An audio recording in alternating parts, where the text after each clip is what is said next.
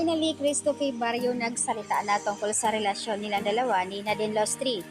At 2 days ago nga lang po, nagkakaroon nga ng event na Vogue kung saan ay in-interview nga si Christopher and Nadine Lostri tungkol sa kanilang relasyon.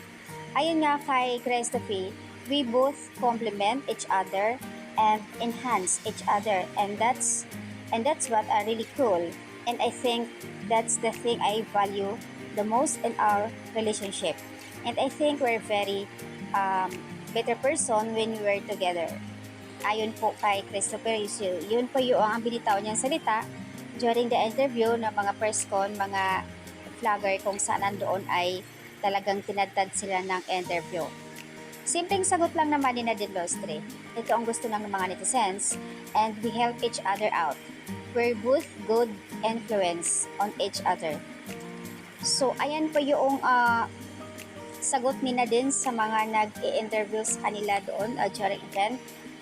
Nagustuhan ng mga netizens yung sagot ni Nadine na sinasabi niya, gusto ko yung they are both good influence on each other unlike before.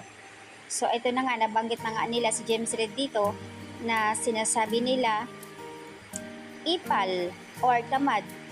Hindi man lang marunong magluto si James na hindi katulad ngayon ni Christopher na super napakabait at ang sipag. Makikita naman na sobrang inaalagaan niya si Nadine Lostre.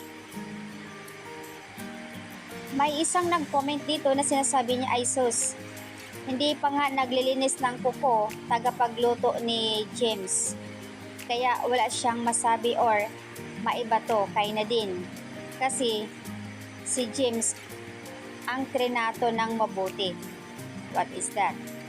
Kahit ibigay pa ni Nadine lahat ng pagmamahal niya kay James, hindi niya yun naramdaman at hindi pa rin yun magbabago.